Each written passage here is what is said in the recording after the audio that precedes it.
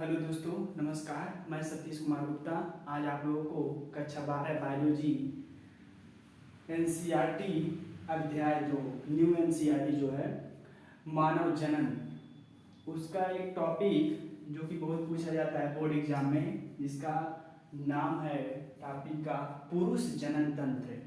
आज इसके बारे में हम लोग जानेंगे। चलिए देखते हैं क्या है मानव जनन, जिसे इंग्लिश में कहते हैं ह्यूमन रिप्रोडक्शन। जो मानव होता है यह सजीव प्रजक या जरायुज प्राणी होता है। जो मानव होता है वह सजीव प्रजक या जरायुज प्राणी होता है। मानवों में जो जनन घटना के अंतर्गत युग्मकों की रचना होती है, मानवों में जनन घटना के अंतर्गत युग्मक की रचना होती है। उसके बाद ये जो जनन घटनाएं हैं यह यौवनारंभ के पश्चात ही प्रारंभ हो जाती हैं। जो मानव में जन्म की घटनाएं हैं यह यौवनारंभ में ही यौवनारंभ के पश्चात ही संपन्न हो जाती हैं। जो यौवनारंभ है यह 12 से 18 वर्ष की आयु को हम लोग कहते हैं, 12 से शुरू हो जाता है, 12 वर्ष की आयु से। पुरुष और स्त्री के बीच महत्वपूर्ण रूप से जनन की घटनाएं होती हैं। जो पुरुष और स्त्री के बीच महत्वपूर्ण रूप से जन्म की घटनाएं होती हैं, यह जो सब लिखे हैं यह एनसीईआरटी लाइन टू लाइन आप लोगों को बताऊं इसमें है, ताकि बोर्ड एग्जाम में आप लोगों को पता ही है एनसीईआरटी से हर जगह, चाहे कोई भी कॉम्पिटिटिव एग्जाम हो, सिर्फ एनसीईआरटी ही पूछा जाता है।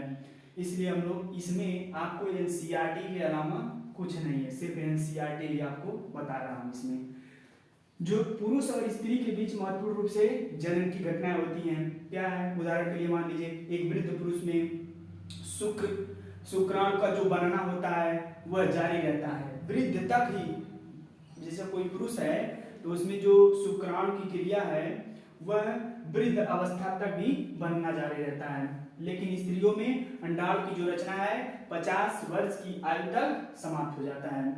अब आगे देखते हैं मानव जनन तंत्र, ह्यूमन रिप्रोडक्टिव सिस्टम।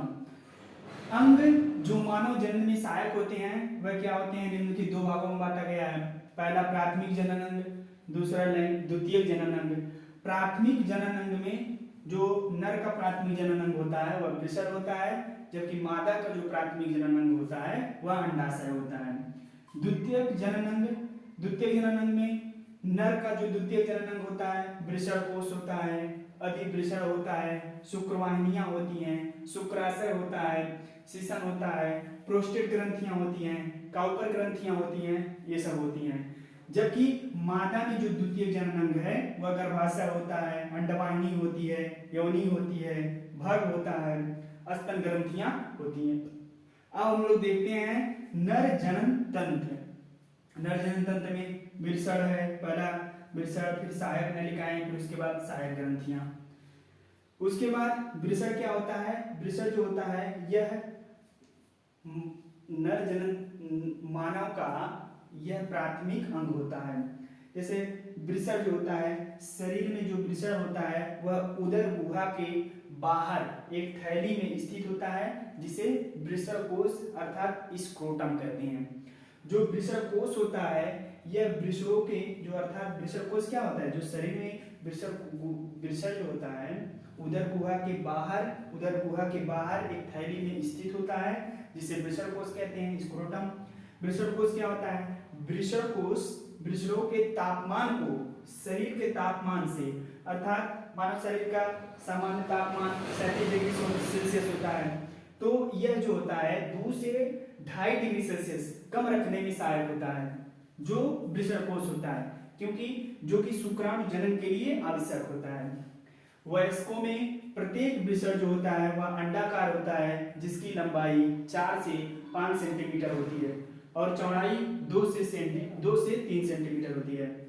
प्रत्येक वृषण में लगभग 250 कक्ष होते हैं, जिन्हें वृषण जालिका कहते हैं, वृषण जालिका नहीं, वृषण पालिका कहते हैं। उसके बाद प्रत्येक वृषण जो पालिका है के अंदर 1 से 3 अतिकुंडलित शुक्र जनक नलिकाएं होती हैं, जिनमें शुक्राणु पैदा किए जाते हैं।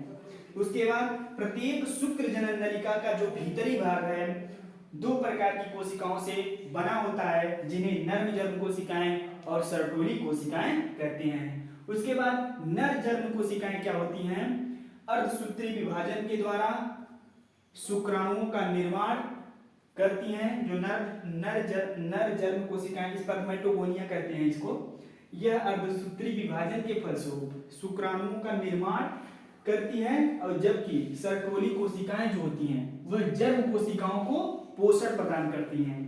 जो सर्टोली कोशिकाएं होती हैं जर्म कोशिकाओं को पोषण प्रदान करती हैं। उसके बाद जो शुक्रजनक नलिकाओं के बाहरी क्षेत्र को, शुक्रजनक नलिका बाहरी क्षेत्र को अंतराली अवकाश कहा जाता है। इसमें छोटी छोटी रुधिर वाहिकाएं और अंतराली कोशिकाएं या लीडिंग कोशिकाएं होती हैं।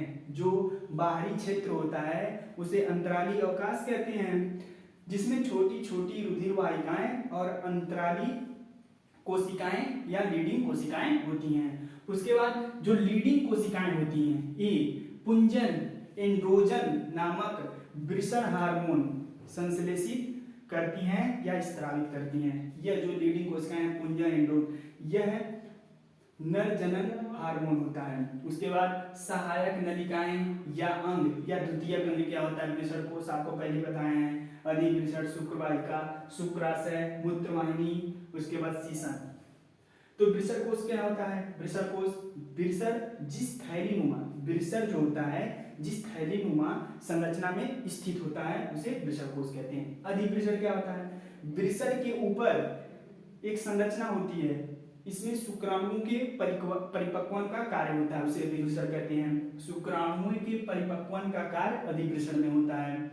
शुक्रवाहक जो नलिका होती है, शुक्रवाहक नलिका शुक्राणुओं को शुक्राशय तक ले जाती है। शुक्राशय क्या होता है? यह शुक्राणुओं का संग्रहण तथा पोषण करने के साथ साथ जो शुक्राशय होता है प्रजनन के लिए आधारभूत द्रव्य स्रावित करता है। मूत्रवाहिनी क्या होती है? यह नली जैसी संरचना होती है जो मूत्र तथा शुक्राणुओं को शरीर के बाहर निकलती है। सीसन क्या होता है? यह बाह्य जननेंद्रिय है। मूत्र नलिका सीसन के रास्ते बाहर खुलती है। मूत्र नलिका वीर्य व मूत्र दोनों का परिवहन करती है। यह जो पुरुष जनन तंत्र है यह बोर्ड एग्जाम में 5 नंबर का आता है, जो कि हम लोग ऐसे ही लिखेंगे तो 5 में 5 नंबर मिल जाएगा। और चित्र बना लेंगे।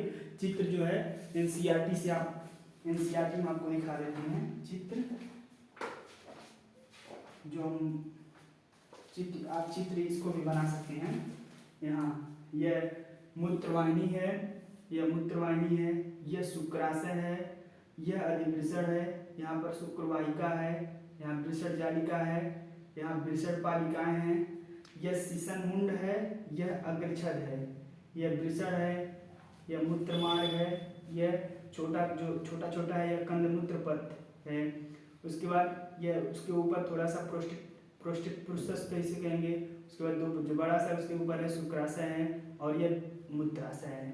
यह जो है पुरुष जनन तंत्र का आरेखीय दृश्य आंतरिक संरचनाओं दर्शाने के लिए वृषण का अनुदैर्ध्य काट है। यह चित्र बना देंगे और इसको लिख देंगे, आप लोग को 5 में 5 नंबर मिल जाएगा। और यह एनसीईआरटी एकदम है, जो कि यह सीयूटी के लिए भी और नीट के लिए भी बहुत इंपॉर्टेंट है। धन्यवाद दोस्तों।